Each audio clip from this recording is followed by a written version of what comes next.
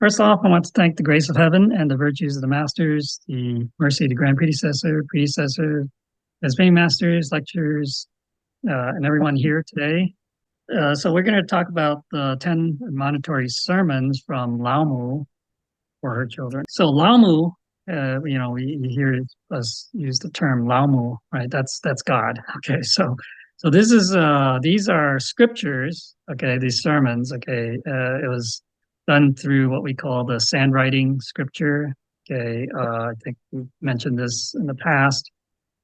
Basically, so this is it's not too common or often that Lamu or God comes and channels, basically channeling through the sandwriting scripture and does the sandwriting scripture. Okay, so it's not often to have God or Lamu do that. Okay, so this is the book, right? It's translated. This is so I don't know. The most of the temples have this book, and so you can read this as well. All right. Let's see.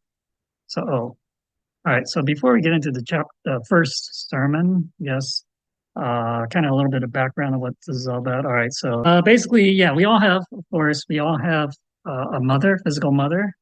Our for our where our body comes from, born from. But we also have our spiritual mother. Okay, so we call Lao Mu, or there are many names. Okay, Huang Mu, Lao Mu, meaning Sangdi, God. Okay, all these terms, these names, just for the divine, the supreme being. Okay, the supreme being.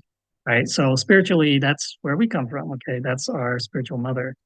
And it's the mother of our, it says here, our true nature, right?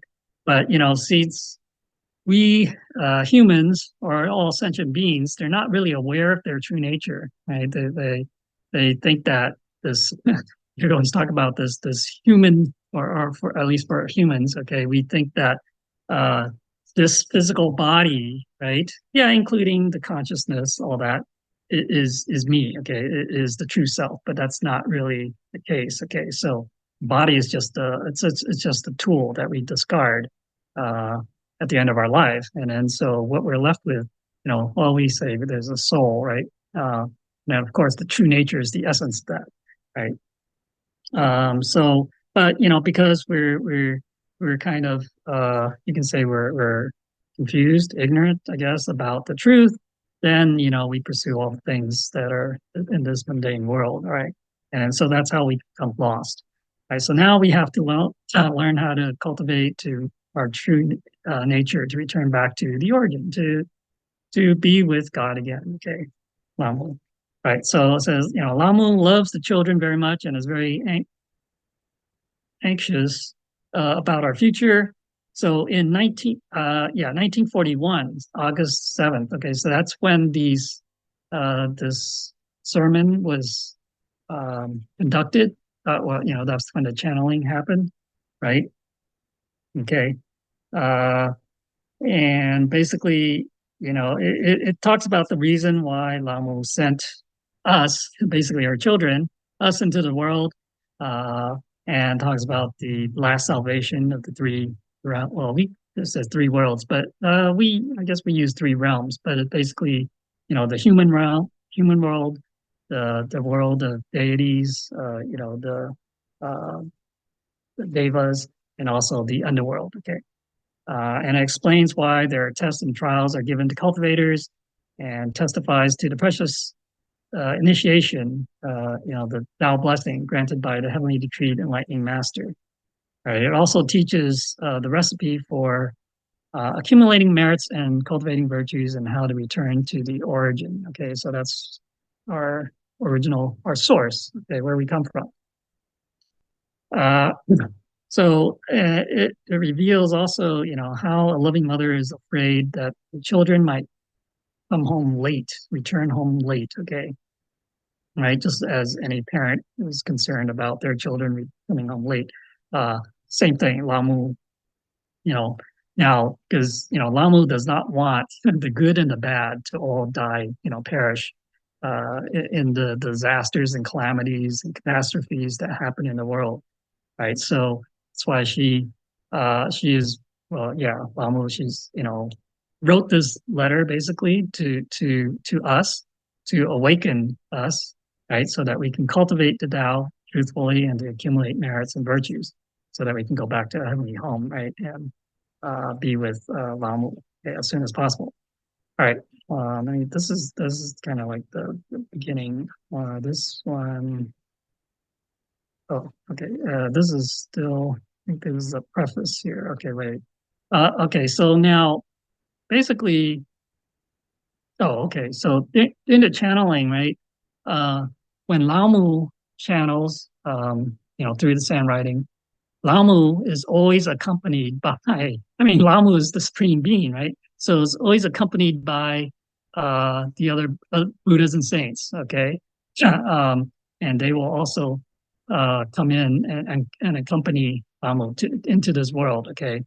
Um, and so basically, yeah, the first, we're not going to go into details here, but the first set here, it's the ZhiShan, right? Remember when we do the bows, the morning and evening, or also the class opening and closing, it goes Miming Sandi, there's God, Zhu that's the second one, right? So that's basically, well, here it says it's all the Buddhas and saints and deities in heaven, but more specifically, it would be all the past patriarchs, okay, of the Tao lineage. And okay, so they come first, and then they do they write a little scripture. Okay, we're not really going to go into that, and then followed by other. Let's see, there's like the four guardian kings in heaven. Okay, and then there's this. Let's see. This is the eight. Yeah, the Bata Jingang, the eight great guardian Buddhas, I guess. So there are all many Buddhas. Okay, that accompany Lamu, accompany God. And then this one is Nanji Xing, or also known as Nanji Shenong. Okay, so this is like what we know as the longevity Buddha, right? Uh, Let me see. Okay, yeah, it goes on. Okay, and then you have some like Huaning Bodhisattva here. Oh no, sorry, this is one. Okay, this is numerous saints and Buddhas, Bodhisattvas. Okay, so all right. Well, anyways, let's move on here. So there are very many of them, and then okay, so here, yeah, this one. This one, is it this one? No. Okay. No, it's not here. Sorry. Okay. Here we have. Okay. So now, okay. So after many sets of Buddhas and saints coming in first, then we have our holy teacher here. So this is basically, holy teacher says, our holy teacher, right? Uh, he says, I'm very anxious and worried for being unable to fulfill God's order in time. All sentient beings are still drifting in the waves, and that makes me sorrowful and cry. For I see the time has come. How do I submit my mission report to Lama? Right. So, our holy teachers, right? Jigong Buddha or Tenan Gofo, okay, and Yahweh Bodhisattva, Sujun and Sumo, right? 18th patriarch, matriarch. They had the mission coming to this world uh, to fulfill, you can say, fulfill the vow of universal salvation, right? Or that mission, right? Um, and so he's feeling, yeah, because our Sujun, he left the world in 1947. He left kind of early before the mission is complete. So that's so he feels like, well, how can he he cannot report to Lamu saying that, well, I saved everyone. Not all right. So so yeah, so he says, basically there's no time to lose. You must work diligently to attain great merits and high achievement as soon as possible. Holding our hands together, we shall return home and show our respect to Lamu. Right, this is all that I've been expecting you to accomplish. Okay, so now and then there's also like the guardians of the law or discipline. Heaven. Okay. There's also, let's see here. Okay, so this one here is this is Yerhui Bodhisattva. Okay, so the she was the 18th matriarch. Okay. So she said, lost people drifting in the sea of suffering and sin, drifting forever here and there without returning. God descends the golden fairy.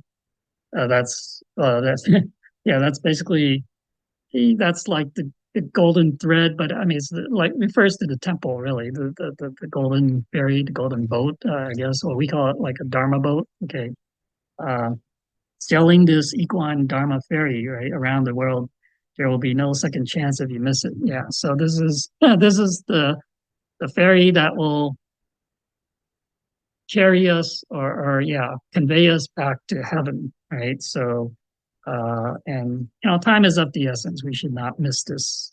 Don't miss the boat, right? Um, okay. Let's see. So after that, yeah, there's Nanhai Buddha, Wushen, which is Samantabhadra, and Wunsu is Manjushri Bodhisattvas. Okay.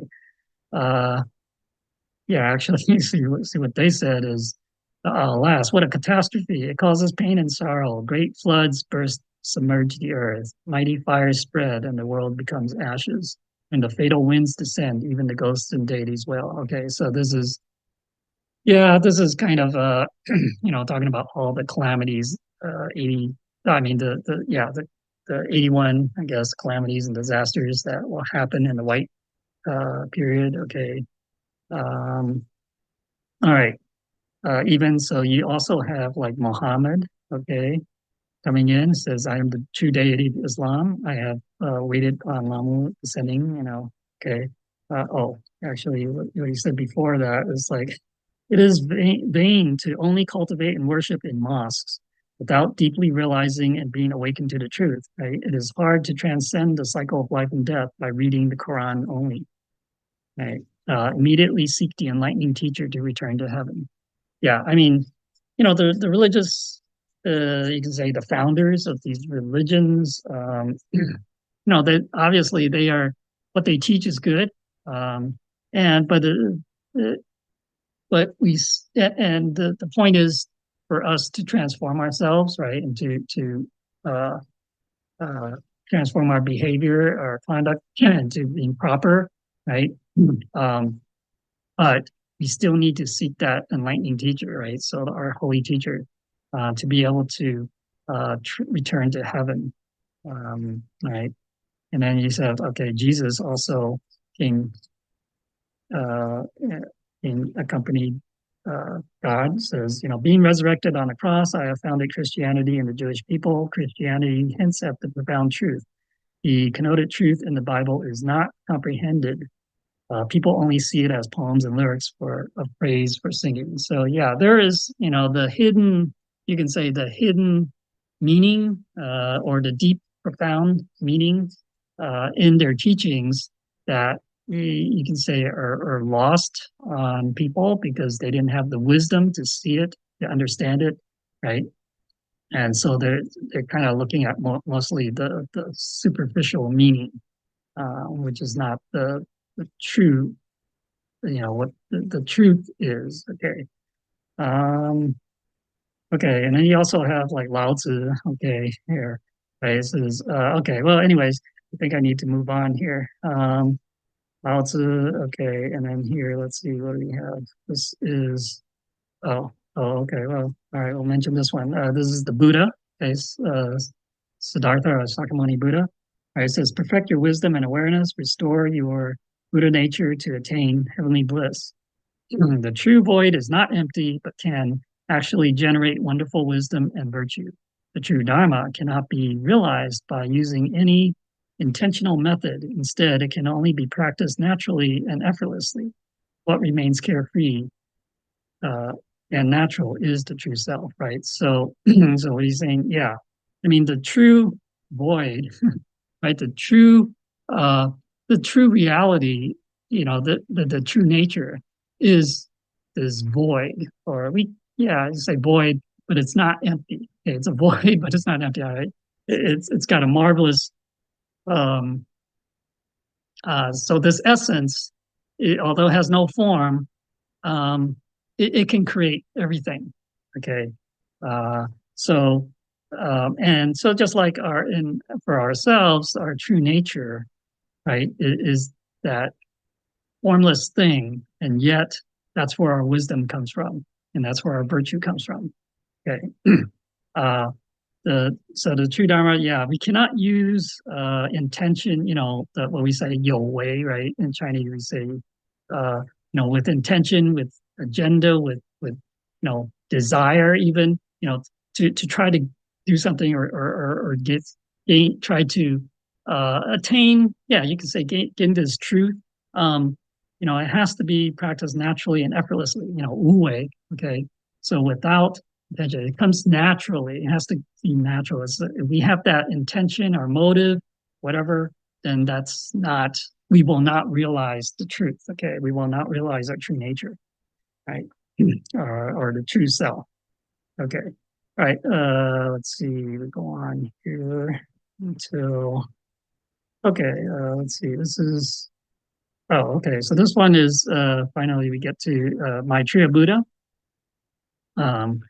He says the white yang flag is suspended in the air. The white, yeah, we generally just say white era. Okay, instead of the yang, yeah, in Chinese it's bai yang. Okay, so white yang, uh, or sun. Sometimes you see it as white sun because it's the word for sun. Um, it, yeah, so we just call it the white period. Okay, so the flag of the white era is suspended in the air. The white flowers drift all over the sky.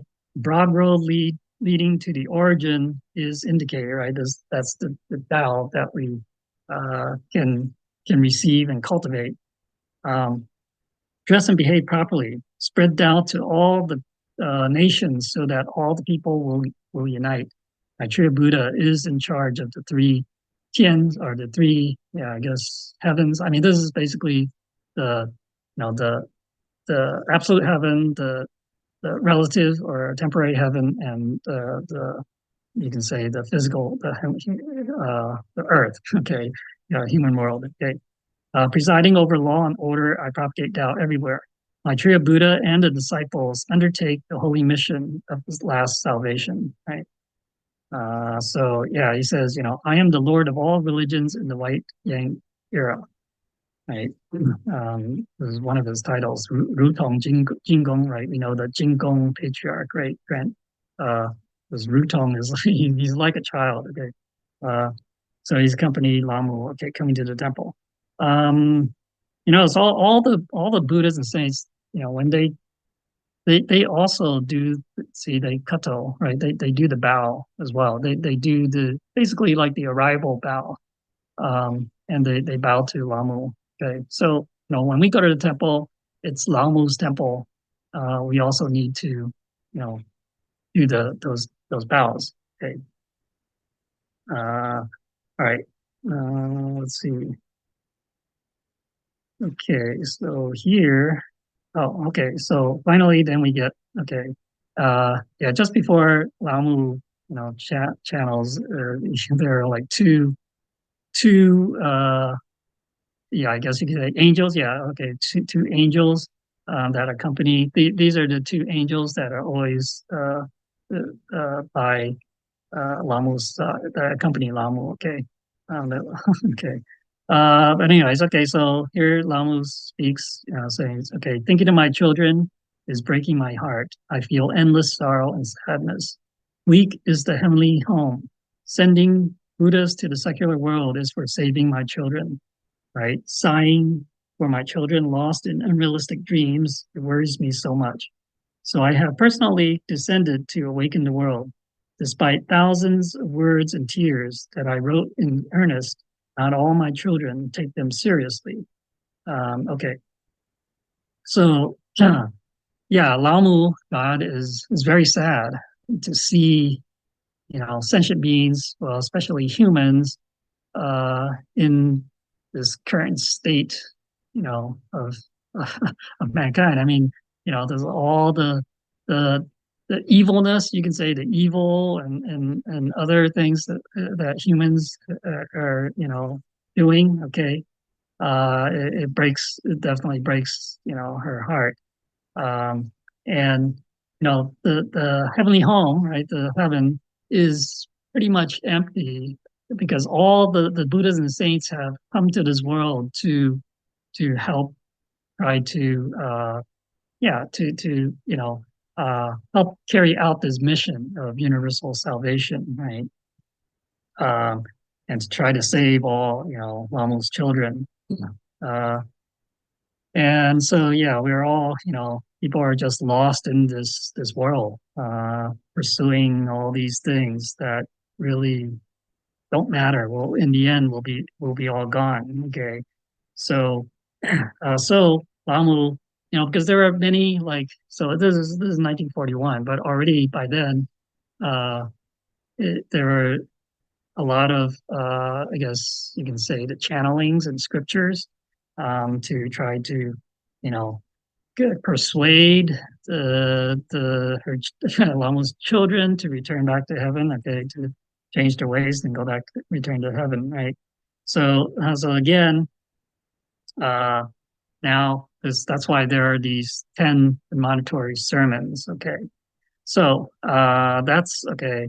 That's there, and now this is kind of the preface to all the 10 sermons. It says, the golden pen radiates on the sand plate, making holy revelations that wakes the whole world. Right? Each word is for all sentient beings to be extricated from the maze, to be, extracted from the maze, which are gems meant to enlighten the confused. Okay, the golden pen, yeah, it's referring to that the stick, basically that the holy medium uses to write in the sand, for the sand writing. Okay, so it says, Tao is like a path. Everyone must walk on a path to reach his or her destination, right? So the Tao, yeah, it's it's a path. It's a way to return to heaven. Okay, the paths are different. Some are long, while others are short. Some lie high, some lie low. Some are rugged, some are bright, and some are dark. Okay, taking the righteous path will lead to heaven. Taking the evil one will surely make one fall into hell. Right? As hundreds of thousands of paths are not the convenient right paths leading to heaven. Lamu now descends a ray of light shining on a road that can guide all sentient beings to heaven with a single step. It transcends the visible and invisible worlds straightforwardly to attain the sacred land. Right. So, so basically, yeah, there, unfortunately, there are many, I guess, paths that people can take. But, the ones that are, you can say the ones that are easy, right, says convenient, um, they are not the, uh, the right ones. They are not the ones that will take us to heaven. Okay. So only the path of Tao, although, the path of Tao, although, yeah, you can say there's one path, but, everyone, because everyone's karmic affinity is different, right? These paths will be different. For some people, the path to enlightenment, on this Tao path is, short. Others, it could be long. Some, it could be very difficult, et cetera, difference. But it's still, the same path, same goal, right? Same destination. Um, but, all the other ones, paths that, pursuing all the other stuff, mundane stuff, the material stuff, those are not, they will eventually, they do not lead to heaven. Okay. Um, Now's the time for the white era, I'll just say white era, the last salvation of the universe. And Maitreya Buddha is heavenly mandated to shoulder this mission. And the enlightening teacher, Zhang Tianran, okay, is responsible for the propagation of Tao. Right? Both work together to complete the last salvation, saving all sentient beings from the abyss of misery all together attaining the supreme state of Bodhi. Okay, you know, achieving that Bodhi mind. Okay, so yeah, so my trio Buddha, right? He has this. It's his responsibility, I guess, to carry out this salvation, the last, well, we call it the last salvation of the universe. I mean, it's, yeah, basically there won't be another one within this cycle, right? Uh, this is the last one. Basically the white era. So there, you could say that there were three, yeah, the green, the red, and the white, right? These are three, each period of salvation, but it is only during the white one that it's a universal salvation of the three realms. Okay, so it's more special, and it's you could say it's all encompassing, right? And then so our holy teacher, enlightening teacher, Zhang Tianran, or Jigong Buddha, or 18th patriarch and matriarch. Although didn't mention matriarch here, but because basically, yeah, it's mostly we holy teacher, the Jigong Buddha, right? Tian'an Gufu. He's the one who's always in the front. I mean, we're the ones kind of, all right, we're kind of dealing with uh, the holy teacher, right? But the matriarch is also has the mandate actually. So, but she's kind of in the background, okay, for the most part. Um, but that doesn't mean that she doesn't, she isn't responsible for the propagation of Tao. She is also, right? Okay. Um, all right. All right. So it says cast aside all the heterodox doctrines, so all those other practices, if you will, the practices seeking special powers, or meditation practices, all these other practices, they're called the heterodox doctrines. Okay, and focus on only this principle, right, the Tao, right, for it comprehends the essence of all others. Ever since Tao was universally propagated, Tao receivers have been large in number. But the real sincere ones who diligently cultivate Tao are few, as the stars at dawn. Right? It is difficult to find and select the mainstays who are willing to work unconditionally for heaven. Right. So, yeah, there. I mean, we know that we experienced this, right? We know there are thousands of people who receive the Tao, but really, how many people of those thousands actually continue to learn, study, cultivate, practice, right? Not many. Okay. Really. And so, Lamu knows that too.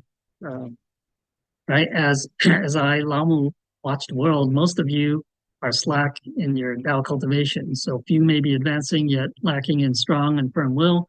Although Buddhas have been descending oracles, well, these revelations, you can say these through these channeling the scriptures for you, right, my children, to make sky high great vows.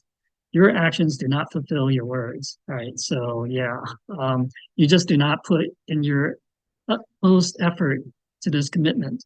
I sigh in sorrow at the sight of this. I am so heartbroken that tears and blood trickle down my cheeks. Okay, so yeah, just like we see in the Dharma class, right?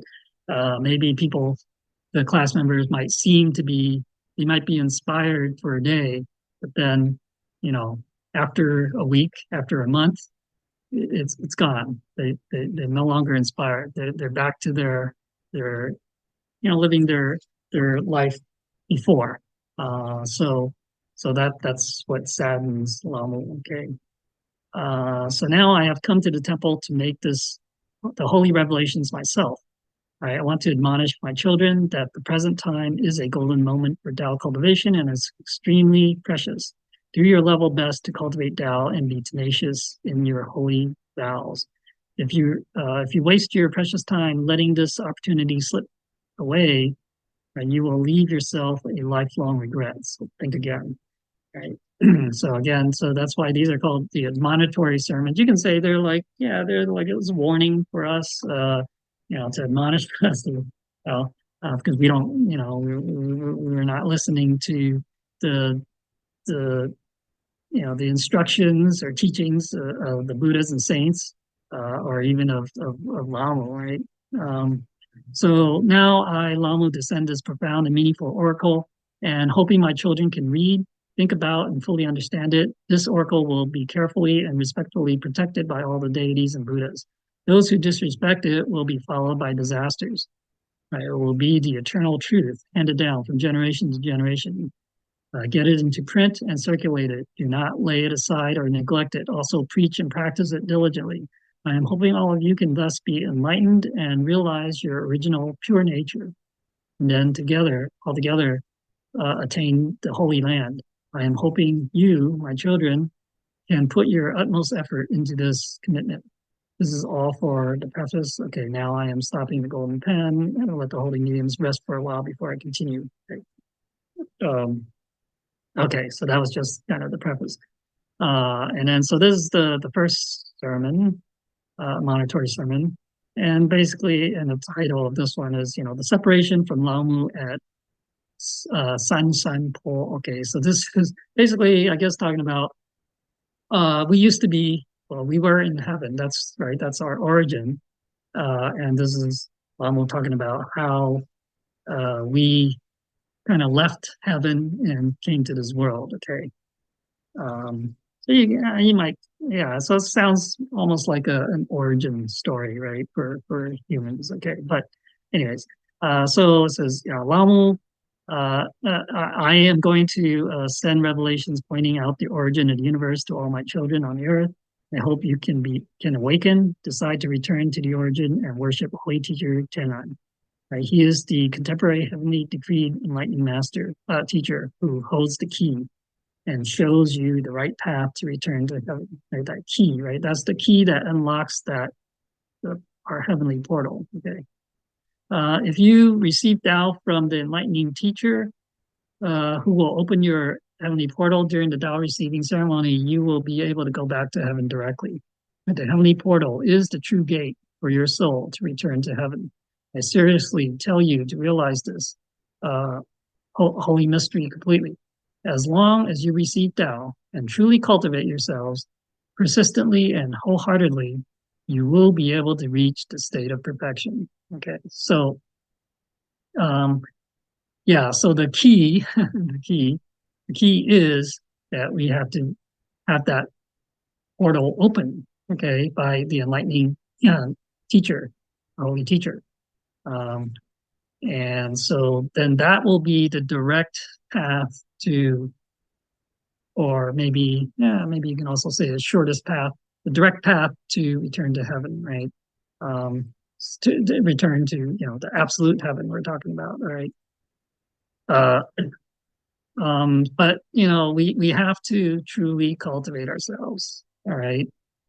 We have to persist, be wholehearted in doing so, right? So put in our best effort, and sincere effort, right? Then we should be able to accomplish it, right? All right. So it says, continues here. It says, now I'm going to instruct the first admonitory sermon to my children. Listen carefully. What I am going to tell you contain the essence of the truth, right? Revealing all the heavenly secrets. During the time before the creation of the heavens, what is called Wendun, right? The state, this is like the state before the universe took shape, right? There was no creation, no separation. What existed was a void. At that time, all my children were staying with me, with Lamu, and enjoying a carefree and a comfortable life, in heaven. Okay. So this Wendun is, it's basically, there's no form, you can say there's no forms in this state. Okay, so this is the state before the universe came into being, right? Right, and then let's see. It says, okay, so all your heavenly brothers and sisters accompany me at any time and to any place. Right, these like the Buddhas and saints. Okay, so they always accompany Lamu wherever she goes. Well, I mean, she's actually everywhere. You can say there's everywhere. All at once. Right? I don't know. There's a movie, something like that. But anyways, because I mean the Buddhists, it's the same thing. The Buddha nature, the true nature is everywhere. Okay, the essence is everywhere. Okay. The heavenly home is such a paradise for you all to play around in freely and joyfully. You used to ride on dragons and phoenixes with dignified majesty. There are no opposites, no cold, no and heat, no yin and yang, right? No opposites or dualistic divisions. It is a wonderful place of absolute and ultimate truth, right? So that's the Dharma Dhatu. That's the true reality, the true, yeah, it's true reality. It has no form, and yet, so, but, it says, mentions, you're riding on dragons, phoenixes. Okay, so why were they, why, actually, yeah, although it's formless, remember, all forms arise from it. So as long as if we have in that state, okay, in that reality, when we have a thought, we think of something, it then that thing appears. Okay, so that's why they're talking about forms there, but those forms are can come about from the not from that void, from the emptiness. Okay, through basically our thoughts. Okay, uh, and okay, so the yin and yang, we should, I think we kind of know what that's about. It's like this, it's, you can say it represents the duality, but it's also, the force of the universe, behind the universe, everything in the universe, right? There's the positive, negative, the interactions between them.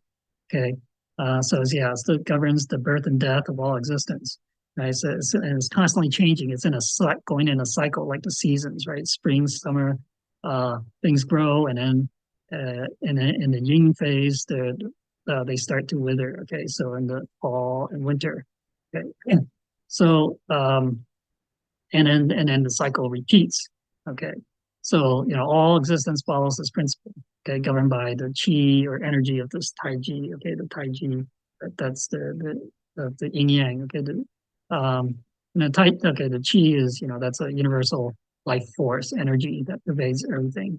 Okay, um, okay, so let's see, right. And along will continue. Okay, so when having nothing special to do, you would play around, enjoying the fantastic landscape. When feeling exhausted, you would play chess with heavenly friends in a relaxing, carefree atmosphere, or play musical instruments. What you ate and drank were heavenly fruits and drinks, which could never be found on earth. Okay, you were dressed in heavenly treasures, for example, cloud mounting shoes and heavenly clothes. Okay, such a paradise is the residence of Buddhas and Bodhisattvas.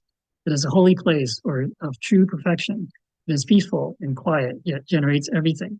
Right? It is the origin of the heavens, the earth, human beings, and everything. Yeah. So that's the origin. That's the beginning. Yeah, of all creation. Okay. Um, okay. So when it reached the state, yeah, because remember, it's this thing it goes in cycle, right? When it reaches the state of ultimate non-movement or quietness, then movement starts again.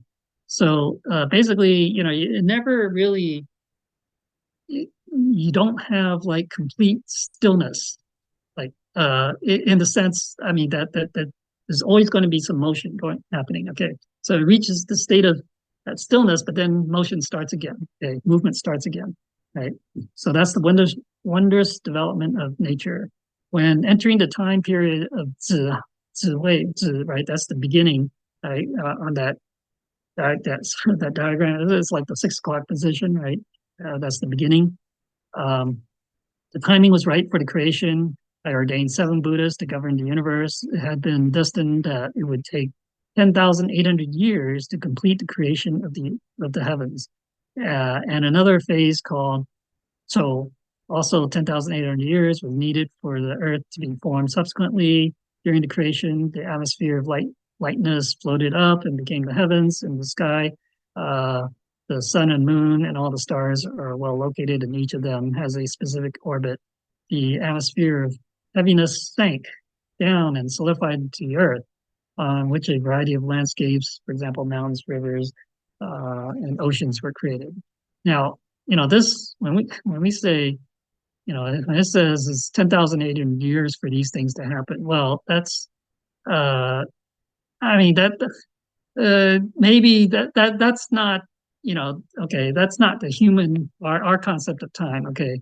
Because, when we look back in history of the world, of the earth, that we see that, well, it's much, much longer, okay? It's not like that. But so this is, we can't take that as being, uh, in terms of our understanding of the time, okay? Interpretation. So up until the Yinghui, the third phase, okay, so that's Ying, okay, so it's the third one. Due to the nurturing of the heavens and the earth and the interaction of yin and yang, countless numbers of beings were created. That was the wondrous work of the Almighty God, the origin of the heavens, the earth, and all beings. So Wuji, right? Wuji is that absolute reality, the heavenly place. Right? It's an absolutely quiet entity which creates Taiji. So that's the one. That's the active entity, right? And Taiji creates Huangji, the tangible world, including the sky, the earth, human beings, and all things that kinds of things. Right? So Tao is truth, and the truth is Tao. The essence of Tao is absolutely void. Right? However, its void is incomparably wondrous that generates everything. Right? Tao gives birth to one, Taiji, and one generates the qi of yin and yang, and the qi of yin and yang generates Sansai, the heavens, the earth, and human beings. Thus, the universe is formed. Okay, so it follows a certain principle. Okay, of the creation. Right, the creation isn't just God snapped, Lamu slapped her fingers, and then suddenly everything was there. Right, because we understand through science, we can kind of understand how things work in the universe, right? And then it follows a certain principles. Okay, so that's how it is. So, but so the time frame is not what we might understand it to be, but they still, and the way obviously Lamu is not going to go into all the science of how things are created, but but it does go through this what we call a natural process. Okay. Now, when Tao generates all kinds of beings and things, right, it starts from the formless truth and gradually generates materials with forms. It is indescribable. Even a Buddha would find it extremely difficult to clearly describe such a wondrous execution of creation. Right? When the heavens and the earth were established and all living beings could grow up in their own way, the creation of the universe was completed. However, there were no human beings to manage all things then. Therefore, I am forced to let my children descend to the earth, right? So in the beginning, right, well, if we look at the earth, life, humans weren't around, a million years ago, right? It is other forms of life first, okay? Humans kind of came relatively late, right? And so basically, yeah, all this other life was created through, yeah, you can say whatever, the natural process, you can say evolution or whatever you want. But it happened through this natural process. And then the God saw, well, there's all this life, but there's no, you don't have humans there. Okay. And so nevertheless, no matter how many times I have sent my children to the earth, you kept on returning to heaven. Right? None of you is willing to stay and govern the earth. I was forced to make a special drink and coax you into drinking at the San pool. It's basically like the three mountain, the slopes of the three peaks, or the three mountains. Get drunk. Furthermore, I built a huge heavenly pool for you to bathe in when you were enjoying the bath. I secretly took away your cloud mounting shoes and heavenly clothes. By doing so, you would not return to heaven at will. Okay, so this is okay. So basically, yeah. So this is okay. This is kind of, I guess, one way to kind of talk about it. Okay, but we how we came about, you can say that, yeah. So it did say originally that, yeah. So when we originally came to the world, yeah, maybe we lived a life, and then we didn't want to stay though in the world, right? Because it's not the same as the paradise in absolute heaven. So, when we're done there, we would go back to heaven. We wouldn't want to stay there. So, but then what's the point of having this world with all that life? All right. Um, so uh, so that's why Lamu kind of like, well, this is how it said that, took away these special uh, uh, clothes or shoes, whatever, so that we couldn't return. But you could say, yeah, I mean, it's like, okay, so we no longer have that kind of the power or ability to just return. But also we know that, we also got kind of two you could say it's all could be also through some also our own desires, things like that. Okay, that caused us to lose those abilities, right? Uh, and so Lama says, when you awakened, you were very anxious. You could neither find neither me nor your heavenly clothes and shoes. I was extremely sad and cried bitterly while watching you. I called all the children to go to the earth rapidly and said, it is your responsibility to govern the earth. Uh, right? Do not be reluctant to leave heaven, right? If I return the heavenly clothes and shoes to you, you will not stay on the earth anymore, right? So, so it says, as soon as you have reached the earth, you may break the branches and leaves off trees to shelter you from the cold weather, pluck the fruit for meals from when hungry, and drink the fountain water when thirsty. Right. After hearing my words, all of you were very sad. You lost your wits and were driven to distraction. You asked me when you could return to heaven. Right. When the era of the last calamity and the universal salvation comes, I will write a letter to you and directly guide every one of you to the path that goes to heaven. So that's basically well, this is, I guess, part of that. There's monetary sermons, or there are other things like letter from home, things like that Lamu had uh, written us to remind us to return back home. Um, so, hearing the promise given by me, you were still very doubtful and ill at ease. Thus, all were crying loudly. I saw that and wrote down a covenant to all the children as a token for returning to heaven in the future. Henceforth, all the children descended to the earth to become human beings in order to govern the world. From then on, the children and I were separated.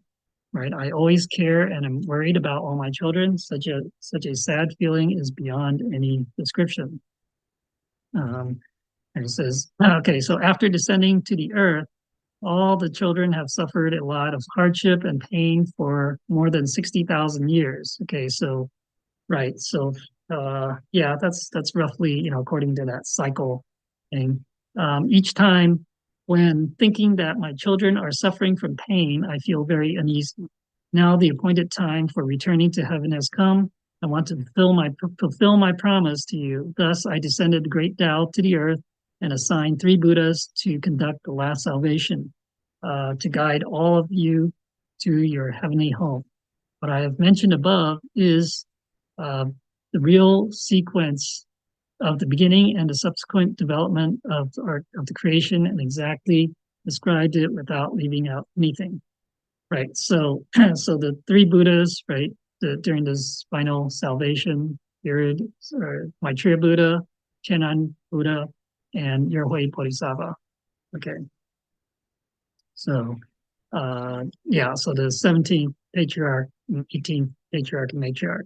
Okay, so they did the Buddhas, Lamu sent them to this world to carry on out this mission. Right? And then so I hope that all my children can search for the enlightening teacher assigned by me, right, to receive Tao in order to fulfill the wish of returning to the heavenly home. I hope that every one of you can board the great Dharma boat and hold on tightly to the golden line or golden thread, okay, in order to follow me back to heaven. You do not wake up now. As soon as you miss this golden opportunity, you will drown in the sea of suffering and consequently have no chance to get out of there. After saying this, I cannot help but cry tearfully and am unable to write anymore. Thus, I have to stop for a moment and will give my teaching later on. Okay, so that ends that first sermon. yeah, so this golden thread, this golden line that Lamu has descended to this world for us to be able to return back to heaven. Okay, so we must not, this is how we got the Tao, right? From God, Lamu to, well, obviously over during the White period, it's the Grand Patriarch Maitreya, Buddha, right? The 18th Patriarch, Matriarch, our holy teachers, the transmitting masters, or well, the grand predecessor, transmitting masters, uh, and uh, our introducer, and that links us back to heaven. So we should not forget this golden thread, and we need to, again, we still have to, that's why we're here to study and to learn to to cultivate ourselves, to practice, okay?